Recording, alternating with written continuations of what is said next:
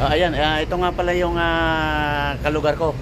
Mangyan din to, ewan ko nga kung totoong Mangyan to.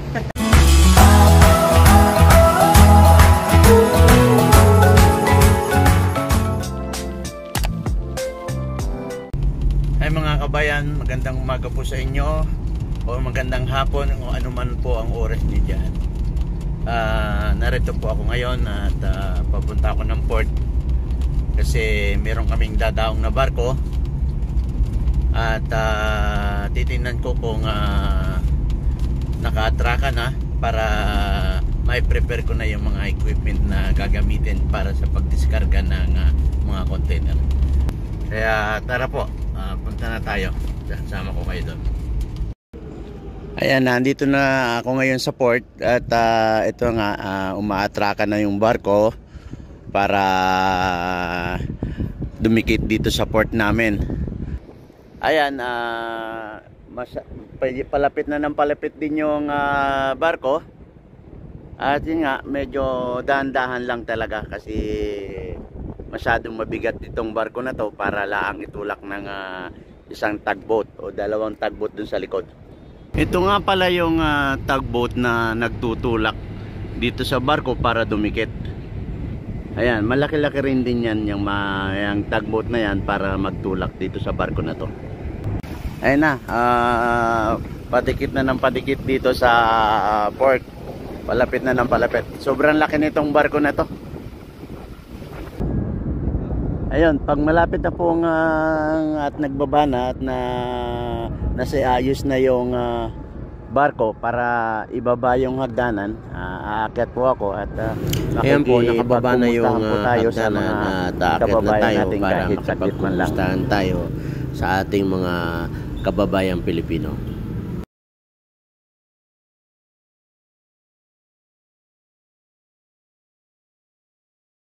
Ito, masyadong mataas yung hagdanan.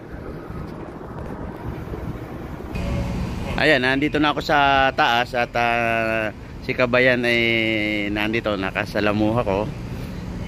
Kakausapin ko yung isa kasi busy, kaya iisa lang sila. Yung iba natutulog at yung iba naka-duty sa kanya-kanya. Ano nga uling saan kayo sa atin? Ako Kabayan, taga-Bohol po yan. Taga-Bohol po yan. Shout out sa mga taga-Bohol. Andito po sila ngayon sa Guinea Equatorial. So ayun. Kailan po ang inyong baba? Matagal pa. December 5 po. Mga December 5 pa. Ayun, marami pa dito mga Pilipino. Yung isa nga ay taga Mindoro, Mangyan din. Busy lang. So babalikan ko mamaya si Kabayan. Ayun. Bali si Kabayan ay liner nila dito sa Guinea. Ilang beses po kayong dumadaong dito sa isang buwan? Dalawang beses? Isang beses lang. Minsan isang beses. Balik naman kami mga September. Ang ikot nila kasi dito lang sa Africa eh. Kapag sinabi pong liner dito lang sila sa Africa. Pabalik-balik na lang. So ayan, dito ako ngayon. At yung ibang mga Pilipino natutulog pa at yung may kanya-kanyang trabaho, may kanya-kanya silang destino. So si Kabayan lang muna po. Bali po, maraming salamat at ayan. Okay, Kabayan. At sana ay magpangita uli kami. Minsan ko lang sila na makita kasi nga busy rin ako, kaya hindi ako makakit agad sa barko. So lagi naman ako dito. Ayun. Okay. Akit barko yan ba? Ayun, sana ay makausap ko po yung mga iba pang Pilipino dito. Ayan. Ayan, meron pa akong isang kasama nakitang Pilipino dito sila. So may kanya-kanyang nagbablog siya ako. So ayun. May kanya busy lang kaya hindi makausap ng host. Maraming salamat po. Ano nga saan kayo sa atin ulit? Sa Tondo, sa Manila ngayon, sa Bulacan. Tondo. Tapos sa Bulacan. Saan kayo sa Bulacan? Sa Jose del Monte, Muson. Talaga? Oo. Doon ako ngayon nakakuha ng bahay eh. Sa Muson? Sa may Gaya-Gaya, yung residensya di Muson. Alam ko yun, oo. Doon ako. Dalawa kami rito taga Muson, di San Peter. Talaga? Oo. Saan parte kayo dun sa Muson? Sa mismo? Mismong North Terway ako. Gaya-Gaya, dito pa kayo sa may kabila. Oo. Dito ako sa may papunta Santa Maria. Yung sa akin, between Muson at Gaya-Gaya. Oo. Yan. Yun pala yun. Kalabore pa. Ngayon, mga 5 taon lang kami doon. Doon na kami. Ngayon? Doon kami na umuwi. Nakaka5 taon na siguro kami doon. Talagang marami na ngayon bago rin doon. Gaya talaga. Oo, marami. Marami pa pala akong kababayan dito. Actually, taga Mindoro ako. Tapos nakabila ko ng bahay sa San Jose del Monte. Tapos namin, taga Mindoro. Oo, ayun nga namin ko, busy lang. Kaya nga. Kung pwede lang kayo naman, sasama ko kayo sa bahay. Kayo pa, kalugar na tayo. Kausapin mo Mikey yung official dito. Baka pinsan mo. Punta muna ako doon. Salamat sa Juan. Sige po. Baka pinsan mo yun o di ba? Ayan, andito po ako ngayon sa loob ng barko at dun sa kainan nila. Naimbitahan ako ni Mayor. Pakainin ako nila. Kaya maraming sa inyong salamat sa hapunang ibinigay niyo sa akin. Hindi ko na lang binidyohan, nakakahiya eh. Baka sabihin niyo malakas ang sando ko eh. So ayan, yung iba kasi naka-duty. So ayan, si Nakabaya, si Mayor. Ayan. Ito po. Ayan. So ayun, maraming salamat sa pagbabalik ko ninyo. Maraming salamat. Welcome ka lang dito, anytime. Yan, minsan lang kayo makakita ng mga Pilipino. Kaya nga Ayan ang kanilang loob ng barko. So ayun. Ayan. Okay, sige po, salamat po sa inyo. Okay. Yan, bali yung mga container na yan nasa baba.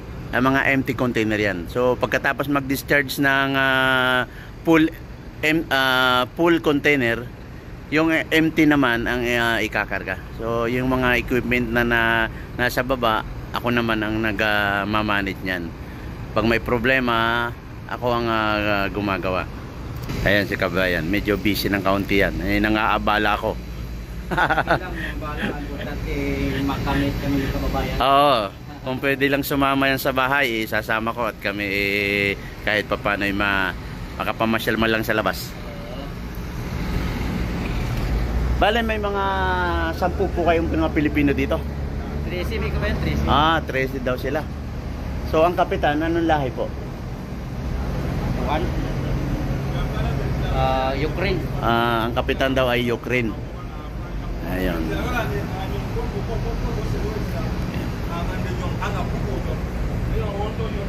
Ayan, shout out sa pamilya. Pamilya ni Kabayan. Okay. Ayan, ito nga pala yung kalugar ko. Mangyan din to, ewan ko nga kung totoong Mangyan to. Yan, taga Kalapan sila, pero alam naman, meron silang lupa sa Pinamalayan.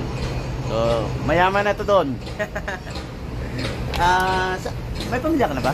Wala pa, single.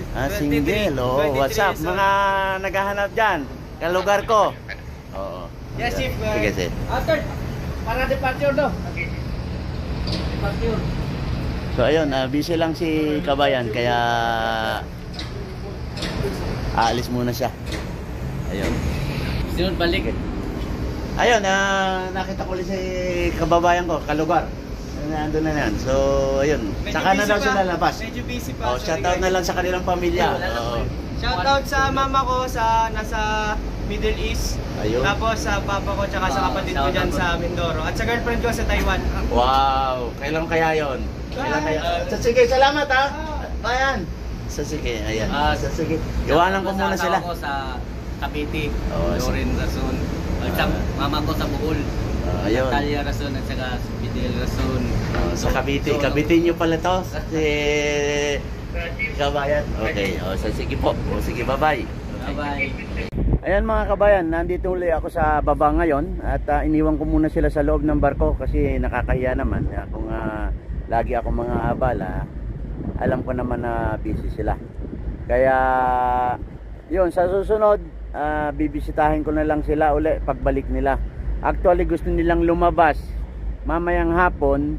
Ang problema, hindi sila nabigyan ng authorization para lumabas dito sa Guinea. Kaya wala silang choice kundi dun lang sila sa barko. At karamihan kapag bumababa yung mga Pilipino dito sa Guinea, sinasama ko sila sa bayan para ipasyal ko sila. Meron naman akong service kaya tuwan-tuwa sila kapag nakakalabas sila papuntang bayan para naman medyo hindi sila malungkot. Siyempre sa tagal-tagal ng biyahe nila sa barko, gusto naman nilang makalanghap ng sariwang hangin, makapamasyal sa mga supermarket o kung saan mang mayroong pasyalan. ayun, sana ito na lang muna yung video ipapakita ko sa inyo, at sana kahit papano ay nalibang kayo, at wag po sana kayong magsawa na panoorin ang video ko, at sana po ay lagi kayong nandyan na suportahan ako. Maraming salamat po sa pagtitiyaga nyo ng panood nyo sa akin, at